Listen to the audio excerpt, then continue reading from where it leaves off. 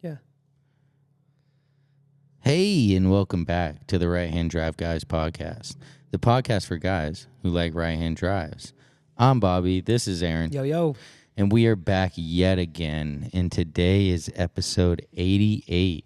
Ooh, that's 88. like special for you. I don't think you guys can see it, but the man has a motorcycle over there, number 88. Oh, yeah, that was the number back in the day. Birth year is 88. Dale Jr. Dale Jr. Dale Jr.'s 88.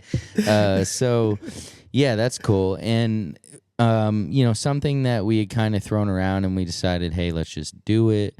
If you're familiar with restoration programs, specifically for Nissan Skylines 32, 33, 34, then you would know that there is a Nismo restoration program. Yep. And then the other predominant restoration program would be the Built by Legends restoration program. And so these, again, for the most part, target the 32 through 34 GTR cars only. Right. And so we're each going to kind of take a stance on it. He is going to represent Nismo. Yep. I am going to represent Built by Legends. And so I feel like this is decent for us because we have seen CRS cars up close and personal. Yeah. And we have been to the Amari factory. Yes, we have. We have met the Built by Legends guys at Fuji Speedway. Yep. We got to see the Built by Legends cars hit the track for just, not like a crazy attack, but more like a solid little run by the creator of Mines himself. So I feel like we have a decent amount of experience with this. Obviously, it'd be cool if we owned the cars, and then we'd really have the experience. I don't know anybody that owns either, so I guess can't really ask them. It would be cool if one day we could get, somebody that represents Nismo or the Built by Legend guys on here, but for now, we'll just kind of go through it and, state what they do with each program, what's included, pricing, potential horsepower, parts, the whole thing. We'll kind of break it down. Right. So, this is exciting because this is something, if I had a bunch of money and I was going to spend it on restoring a 34 GTR, I personally would choose Built by Legends.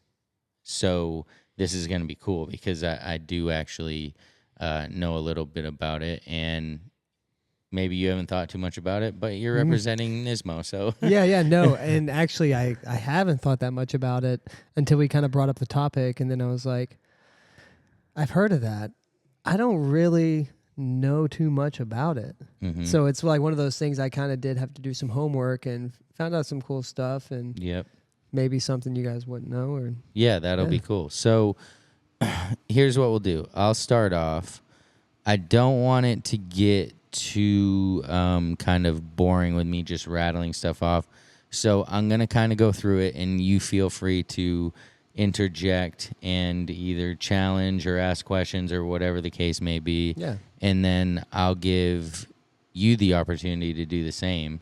And then at the end, we can kind of discuss, the major differences and why we would go with each. So Built by Legends, if you don't know, is a collaboration between Mines and a lot of other companies. But Mines is like the on the Skyline side, Mines is like leading it, so to speak. They're the tuner. Yeah, and they also believe it or not, they make a lot of the decisions for the car. So I'll talk about that. So the wait time we're going to say BBL for short so that we're not constantly saying Built by Legends, right? So the wait time for BBL is a year to 2 years. It just depends on how fast some of these processes go through. The cost is around $400,000 depending on your options, and that does not include the donor car. Wow. So they recently built a pair for a husband and wife, which is the ones that we saw. Yeah. That was for a husband and wife. Wow. Wild. The white one Yeah. was the female and the blue one was the males. So they built these cars pretty much the exact same, and it was almost $700,000. That's insane. Each. That, woof. Yeah. Dude, that is wild.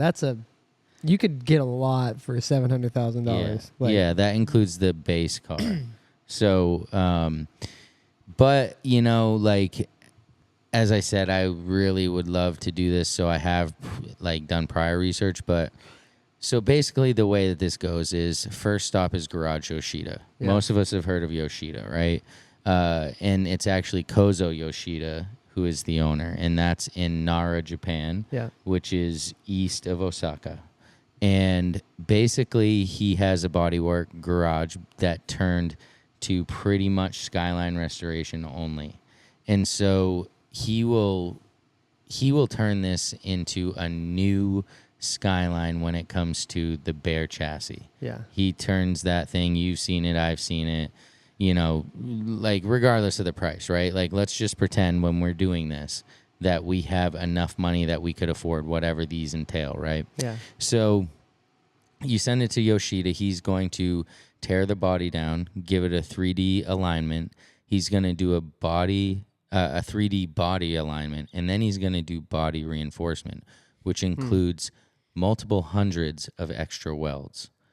Every piece where, everything meets around the windows, everything has extra welds. Everything is completely, and then of course, once they replace those certain body parts like the strut towers and whatnot, they're adding extra welds. So they really kind of stiffen it up through those. Yeah, I was about to ask, is that considered like a lot of the, I don't know, JDM cars like that, like the Integra Type R, like it's stitch welded and stuff. Is that essentially like what that is? Or is it just all around on the entire body? That's pretty, so that must take some time. To reduce because, I would get into this later, but when the car is not stiff and then you put the motor in the car, everything just like changes. Like when like from the factory, that original chassis, once you put the motor in, it actually does change the car. So, for example, when they're talking about putting on the Mines Ghost stripe down the side, they have to do it without an engine in and, like, set it on this certain rack so that he can get it perfectly. Dude, crazy. But so I feel like part of this is this attention to detail, right? Yeah. I don't want to take up too much time with this, but Yoshida will do body paint. They're going to sandblast all the parts. They're going to repowder coat. They're going to... So it gets the Yoshida treatment. It gets the full Yoshida treatment, new roof lining, carpeting, sound and vibration deadening, the whole deal, right? So that's the first stop. And as you could imagine, right, disassembling, reassembling, not letting... Because they promote this as pretty much a brand new car. Yeah. So you can imagine this process is not just like, oh, yeah, tape it off, spray it. Like it's not like that at all. It's complete strip down, which if you watch any of Larry Chin's videos, he shows where they strip his car down in 6 hours. Yeah, that's insane. But comes from experience, which is also like... Yeah, which is, it's crazy. That's what you want. And so... It takes a lot to make this car, and I'm not going to be like as opposed to Nismo, but like in the sense of like a lot of Japan is represented within this one car, which is one of the things I think is really cool. So if you've heard of Mooncraft, they're like carbon fiber guys. Yeah. They create a lot of different carbon fiber, dry carbon fiber parts. And Takuya Yura is the owner of Mooncraft, and he designed the 33 and 34 BBL front bumpers, and they were inspired by JGTC and their complete dry carbon bumpers. That's sick. Yeah. And if I remember right, the way they paint them, you can still see some of the raw carbon. Yeah, it was sick. Like down on the, like where the lip would be. Yeah. Yeah, that is cool. Yeah, so like the intercooler shroud, the bottom of it's carbon, right? And then like the sides and top are painted. Yeah, It's beautiful. But so these bumpers come from Mooncraft, handcrafted one by one, Wow. right? So then everything on the car, nothing's from China. Okay, like nothing's like, oh, let's mass produce these Right. badges, right? Yeah. No, everything comes from Japan.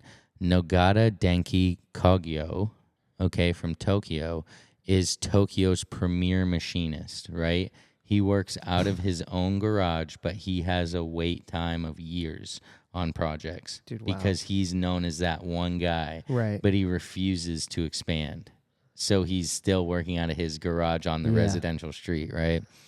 So he does all of the badges, the engine ornaments, the oil cap, the rear end, like everything machined at his house, hand colored.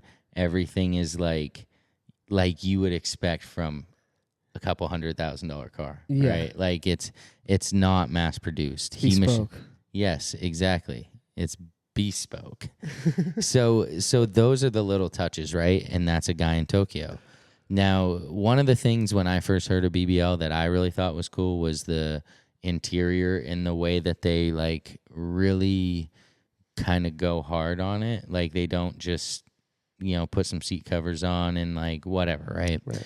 So Studio 60 from Yokohama was founded by a team of former Honda interior designers. They designed the S2000 interior, the NSXR interior, all of that. Yeah. So these guys left Honda and created Studio 60.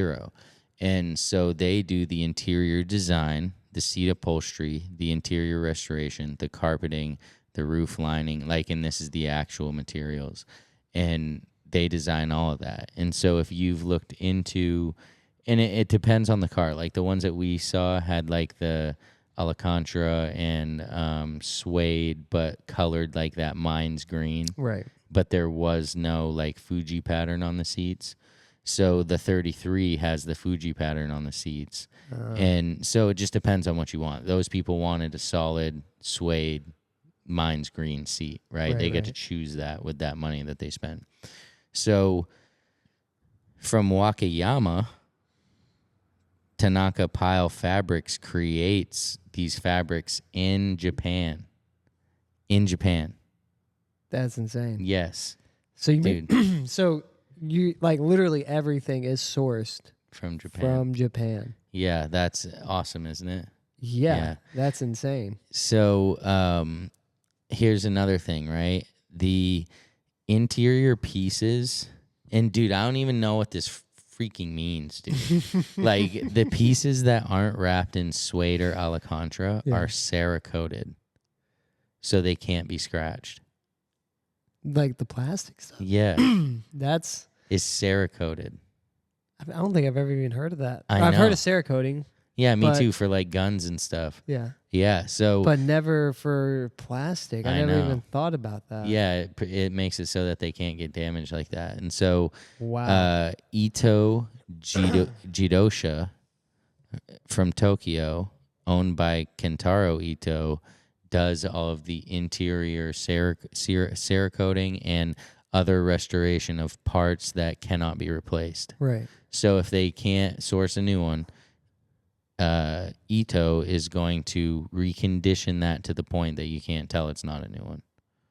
Yeah. That's insane. It really is. So these are the different companies through Japan, right? Like that are working on this one car. Yeah. It takes all these companies for this one car. That is... And they still guarantee it in less than 12 months from when it hits Yoshida.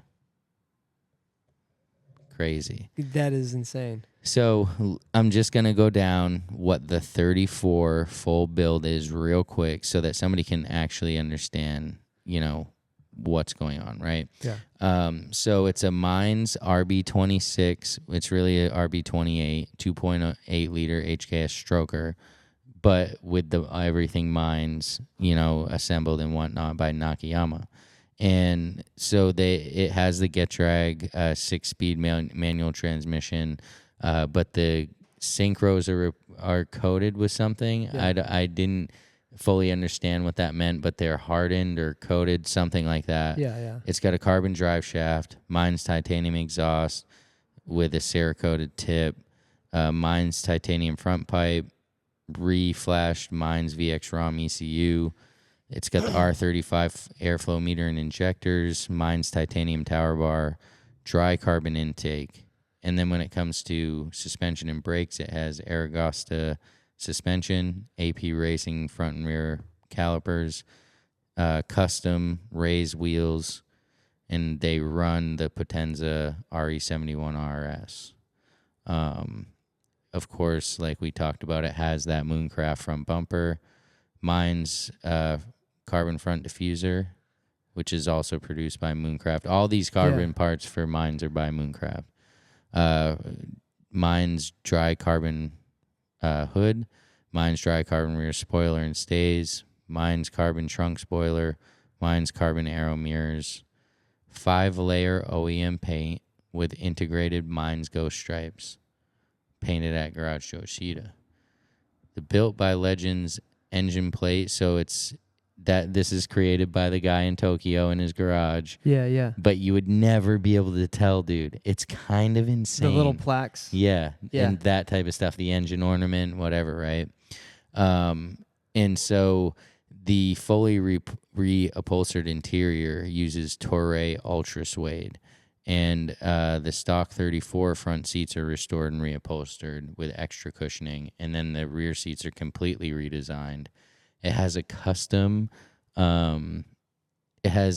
cluster that's so sick, dude. I should bring up the picture, but the cluster I think is one of the coolest parts, and it's like inspired by like the Hakos and stuff like that, like circle, like an old school type. Yeah, when you see it, it's pretty cool, and so it's got Mine steering wheel. It's got a ton of stuff. I feel like I could just keep going. The handbrake grip, the black chrome finished door handles, just a bunch of different little stuff, right?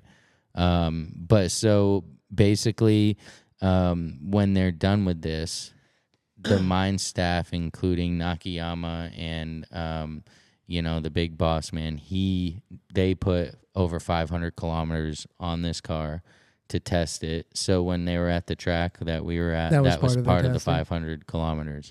If anybody knows Mines, they're not about big power or big aero. They're about balance and, handling. But these cars, depending on what you order, put down 650 to 700 wheel horsepower. That's some power out of an power. RB28. Yeah. Dude. That's balanced. It's balanced power, and that's what I think they're really proud of on this. Yeah. So that is in a nutshell, that is the Built by Legends deal, right? Which I understand. This is like not to say aftermarket, but an aftermarket company, right, creating their version of the 34. All right, now let's talk about the Nismo CRS. Yes. Nismo standing for Nissan Motorsports. Mm-hmm. CRS standing for Clubman Race Spec, right? Yes, sir. That is it. Yeah, fill us in. What's the deal? What makes the Nismo CRS anything special? So, we can just start Nismo is obviously Nissan's, in-house tuning partner, I guess you could say. Oh, for sure, yeah. So they've been around these cars since their inception, and they really know their ways around them, right? The CRS, as you said, stands for Clubman Race Spec. Yeah. And what exactly does that mean? Yeah, what the hell's a club? What's a club man? Yeah. Right. He likes to party. He's out in Tokyo all the time. He's a club man. That's dope. I can picture. This is the one you can drive around Tokyo with, right? Hell yeah, let's get it. It's the clubman, right? Okay. No. So Nismo describes this as a car that you can enjoy driving on the circuit for a day and then drive home by yourself.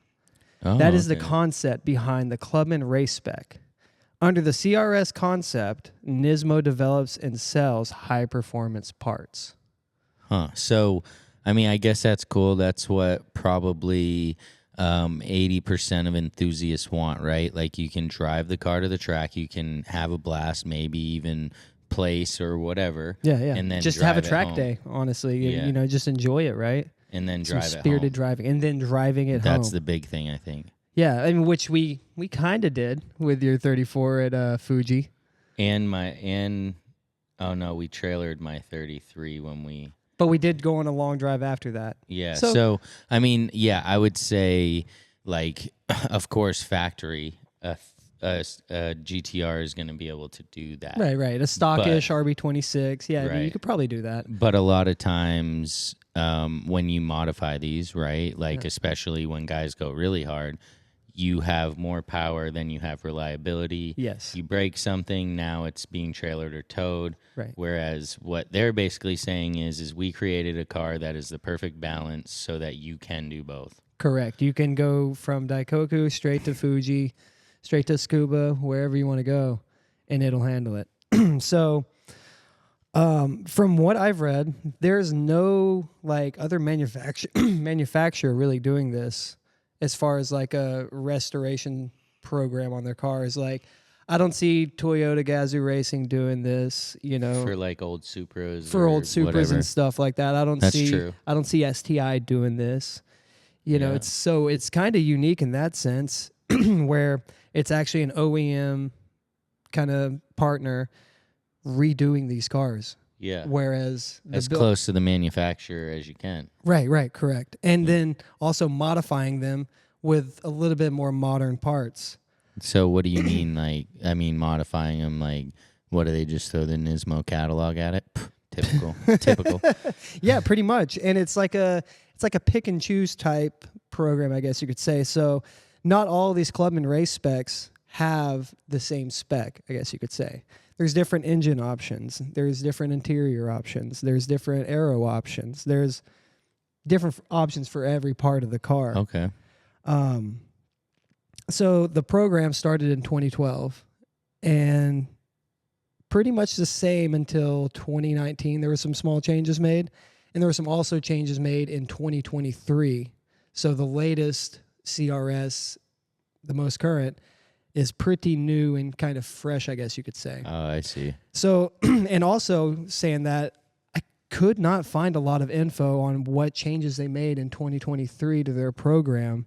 I imagine it has something to do with a lot of the parts availability or something along those lines.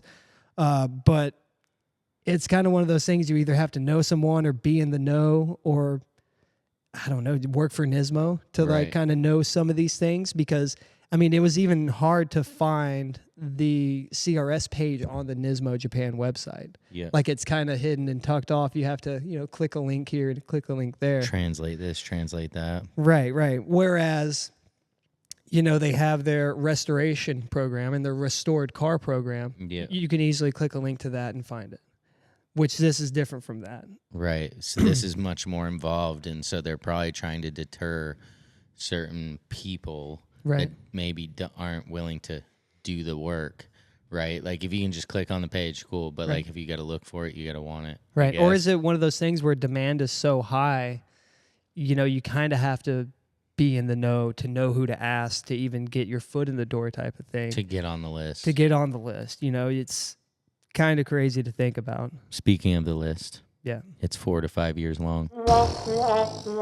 Yeah.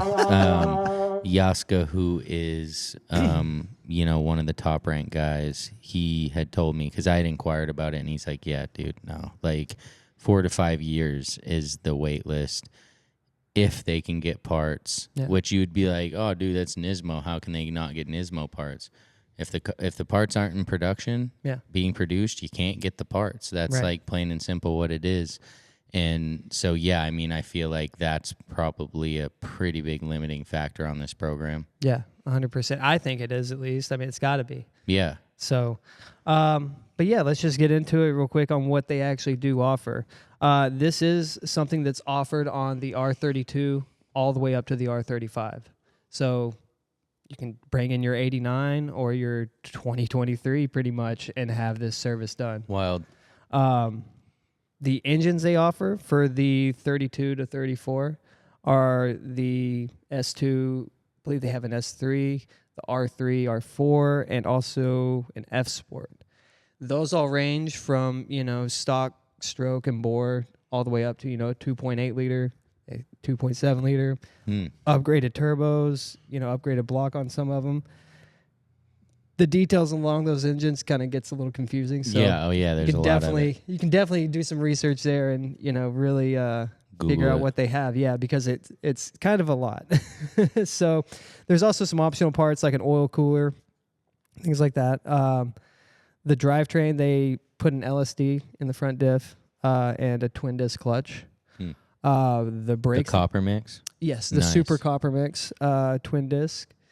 The brakes, they upgrade to R35 Brimbos. Oh, wow. So I kind of have like a CRS back here. Kinda. I mean, you got the Amari spec, dude. I don't know. Yeah, you're right. So, they use the R35 brakes, which, touching on that real quick, they're able to use, OEM parts that are still used today on some of their current cars, like the R35. So on some of these engine packages and whatnot, they actually use R35 injectors, coil packs, whatever it might be, but they can use parts that they're currently using to kind of, upgrade, I guess you could say. Right. And those parts are more available nowadays than, an RB26 coil pack set. Right. Who knows? Yeah, that makes sense. And they can't go back to manufacturing these parts just for a CRS program. Correct. The wheels, they put the LMG T4s. Got to have those. Yeah. No surprise there. The R34 specifically, it has the option for the R-Tune hood, the Z-Tune fenders, the front and rear diffusers and side skirts, and the wing blade. So pretty much the Nismo catalog. Yeah. As far as suspension goes, Olin's coilovers, the Nismo arms, and strut tower bars. There's a few different braces that the 32, the 33, the 34 have, underbody braces, stuff like that that's upgraded, but not all models share those. As far as interior goes, I'm not sure how dated this is, but originally it said you could get a Nardi steering wheel with Recaro bucket seats in this program. Wow. I'm not sure if the list I was reading was from the original program in 2012, but I do know, Nismo obviously makes their own steering wheels and whatnot now. Yeah. Not sure if you can get one of those in it or why it's specifically a Nardi. Would be pretty cool. Yeah, that's cool. Yeah, I'm surprised that they wouldn't just use like a M-spec steering wheel and retain the airbag or whatever the case may be. Well, I mean, you might not really want the airbag on a track car. Well, yeah, true. I mean, it sounds cool, but kind of causes more damage to where, if you're blowing an airbag, there's no way you're getting back on track. Right. You know what I mean? It's blowing out the steering wheel, the windshield, all that. Thing out, dude. Come on. Been there. Get the scissors, right? Yeah. But yeah, and also on the interior, if you do request the refreshing of the dash or seats, they can also use the new materials from the R35 to kind of update those. So that's pretty cool. And so one of the cool things about the CRS program is that since it is manufacturer based with Nismo and Nissan, that they're giving you back a true 0-mile car. Yes, and that's also included as a new cluster. Yeah. So the 320 kilometer per hour Nismo cluster. Yeah. That's included as well with 0 miles. That's actually 0 miles. Yeah, put in by Nismo, which is pretty huge. Your motor has 0 miles. Your frame has been stripped, repainted. Everything's been done. Right. It's essentially, I don't think that it's as involved as Yoshida. Right. Where they're removing those strut towers and different stuff and really finding those trouble areas. Right. That's another thing I couldn't really find too much on. The restoration process. Is the restoration part of it where, they definitely respray the cars. Yeah. And I kind of found some conflicting info. Like I found some people say that, they spray all their cars gray now with that program, but I've also seen other cars that have different colors. So the back in 2012 when they started, it wasn't limited to the gray. Right. So a lot of people did a color change to midnight purple. So you'll see most CRSs midnight purple because that was smart, right? Right.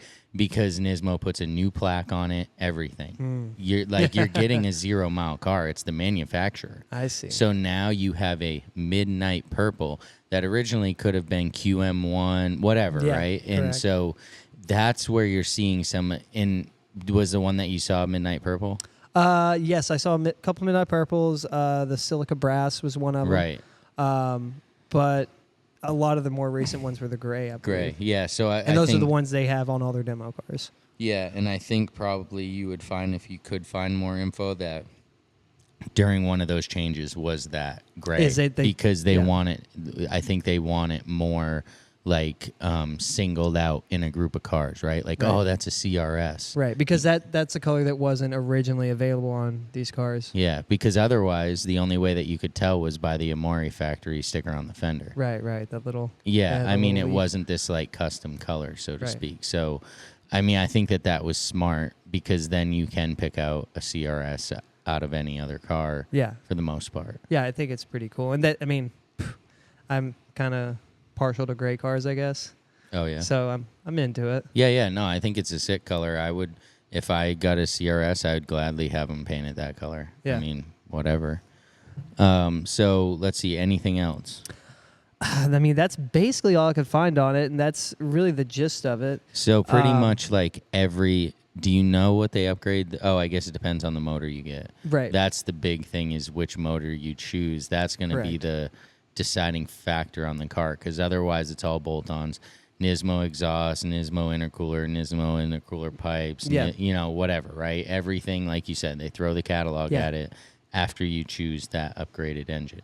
Correct. And yeah, the engines are sick. The latest one, the F Sport, that's the 2.8 liter. I can't imagine. I think there was one on display, maybe, right? Probably. Or maybe it was an S. I don't know. But they had some sweet motors on display. I was like, wow. Yeah. Can I lease this? Right? You guys swap this in for me? Does this thing work? Because, like, you know you guys are, like, out of stock, right? Yeah. Hey, can we pull this out? Yeah. So, I mean, it's pretty much like, right. I mean, it makes sense, right? The CRS is the car that's tastefully upgraded that you can drive to the track and bring it on back.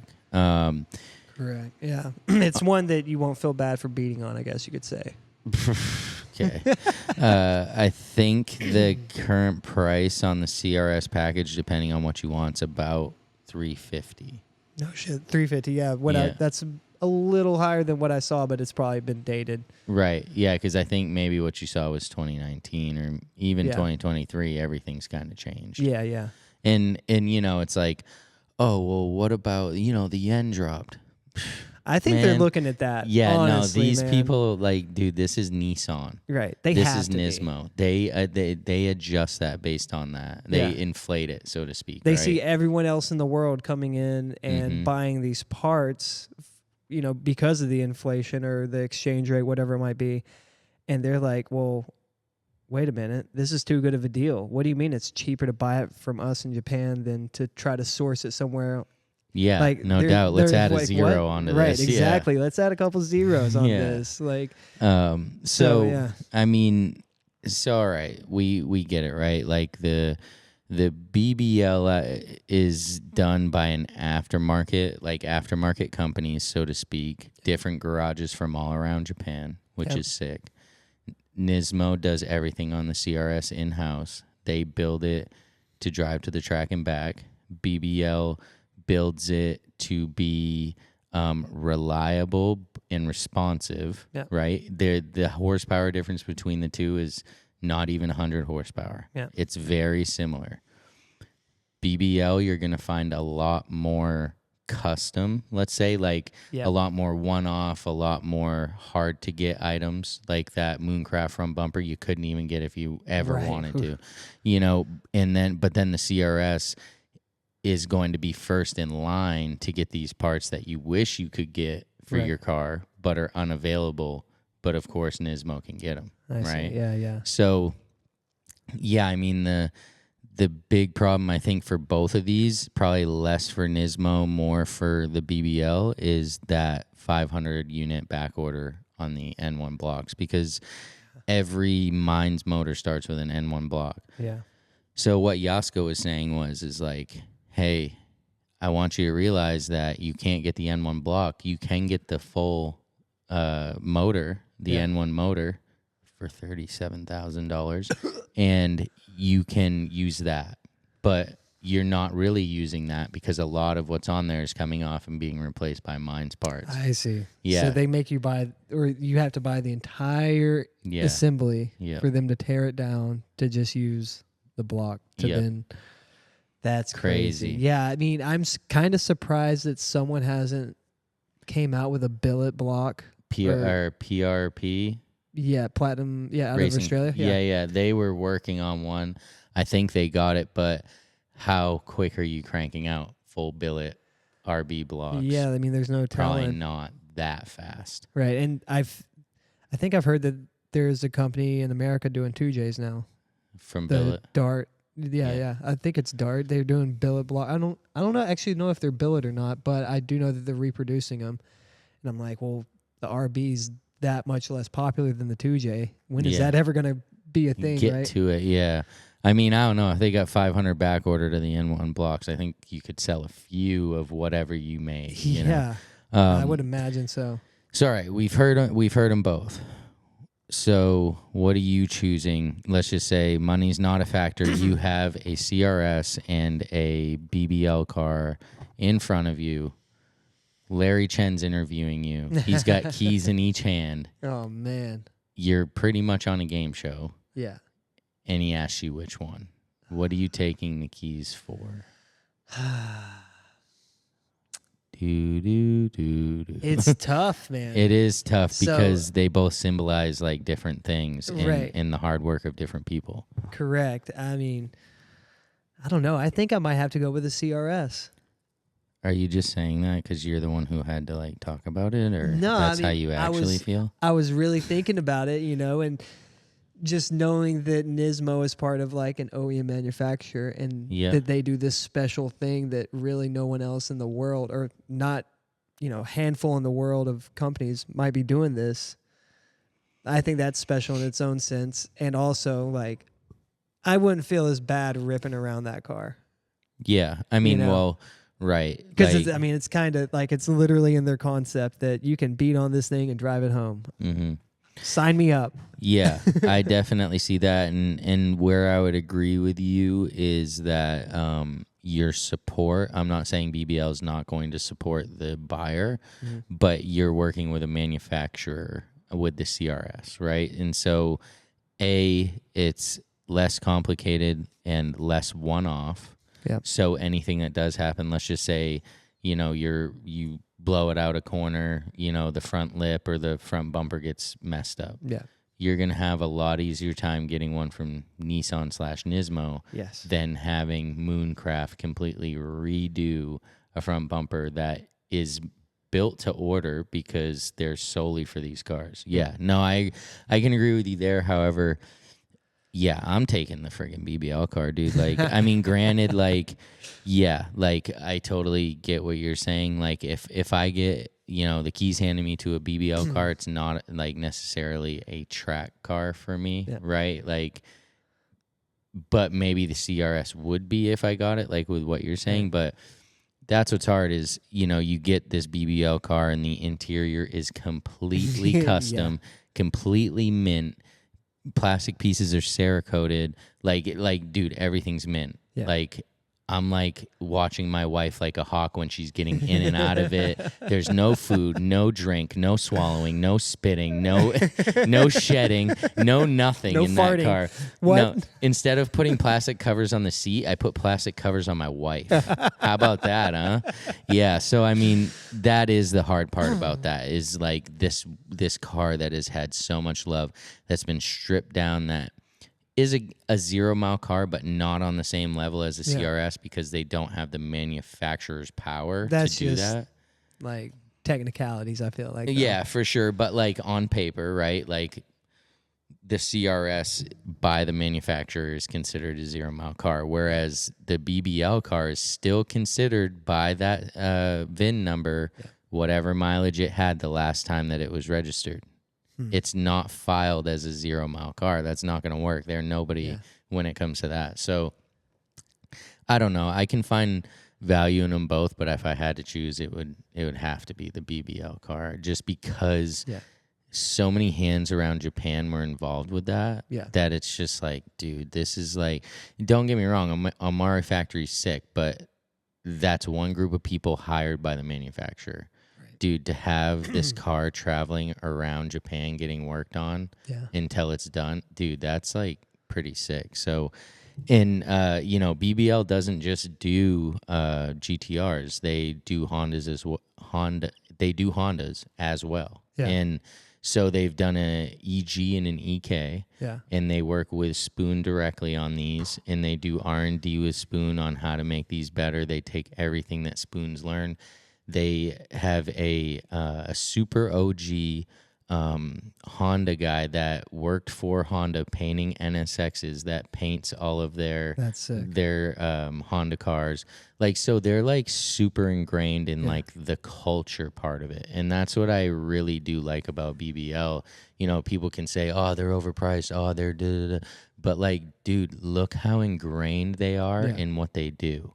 They're working with Mines directly on GTRs. They're working with Spoon directly on Honda. Like, dude, what else could you get? You know what I mean? So for me, I can just really appreciate that. And I'm kind of looking forward to what they do in the future, you know, because we know like Nismo, right? Like we know what they're going to do in the future because they're kind of limited in the sense of like, they're going to kind of do what they're doing. They're kind of overwhelmed right now as it is. Right. 12 more years of R35. Yeah. I mean, but like BBL can move on to multiple cars and like continue that success. I would love to see him do a Supra. Yeah. That would be sick if they could work with somebody from Tom's or from, I guess, Gazoo, like whatever. You know, I'd love to see him do the RX-7, and how could they make the RX-7 as reliable as they do these other cars? Be cool to see. You know what I mean? They get in with, they're not going to work with Mazda Speed. Who are they? You know, they're going to work with some aftermarket. I don't know. REM Mamiya? Yeah, sure. Whoever. Don't ask me questions about RX-7s, but you get what I'm saying. Like, as far as like, they got a lot of potential, and I'm looking forward to it. Yeah. But yeah, we just wanted to kind of, you know, go through that. We did, like we said, we got to meet the BBL guys, and like, I remember specifically, we were just standing there like like tourists, like just watching them, like with our mouths on the floor, like our jaws dropping, just like, wow, this is crazy. And the cars take laps on the track, come off the track, still look like they just got off the trailer, like mint, like. And just running, just like purring perfectly. Except, remember, so, when you start it, it sounds like somebody, like, pulls a sword out of the sheath. It's like, shing, like, when it starts. I listened to the video the other day, and I was like, I think it's the clutch or something. Yeah, it's something. I mean, it's normal because, they were not concerned about it at all. Like, and...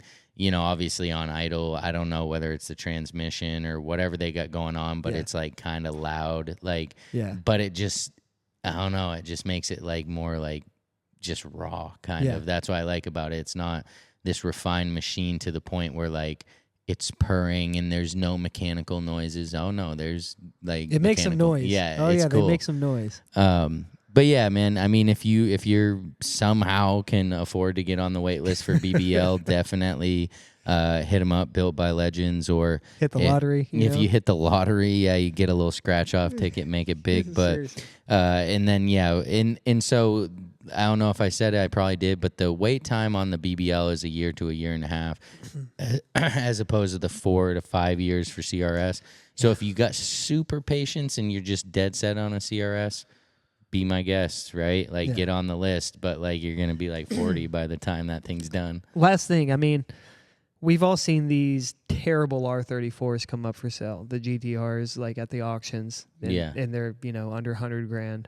But you look at them, they're full of rust, they're rotted out, they're high mileage, interior's junk.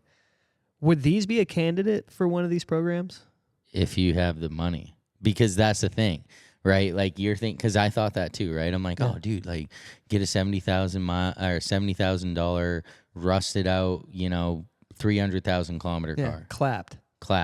Yeah. No, you pay more to get that stuff fixed. It's not like I you see. bring them something falling apart and they're like, yeah, like, no, like it's worth bringing like a decent, I see. Yeah. like option so that they aren't spending all that time trying to fix in reverse rust. I see. Because you're going to pay for that. Like, yeah, this is the base price for the project, but if you bring them a project, they're going to charge you for it. Yeah. So Tetanus you're really, shots. yeah, I mean, all you're really that. better off finding like a base with 200,000 kilometers, Yeah. but like less on the rust side, Right. Like really, no one wants to deal with that. yeah, like you really don't want any like super visible rust, Yeah. right? Because we all know what's going to be in there once like Yoshida digs in. So why make him work on your fenders when he's already going to be trying to figure out? Yeah. So yeah, I would bring him like a decent candidate for sure. Yeah. But I did for think those that dreamers, at first. though, for those dreamers out for there. sure, do your thing. Yeah, so whatever, you know where to find us. If you got any questions, DM us at RHDGUYS on all the socials. And of course, you can find the merch at rhdguys.com. But for episode 88, the BBL versus CRS, I'm Bobby. This is Aaron. See ya. Peace.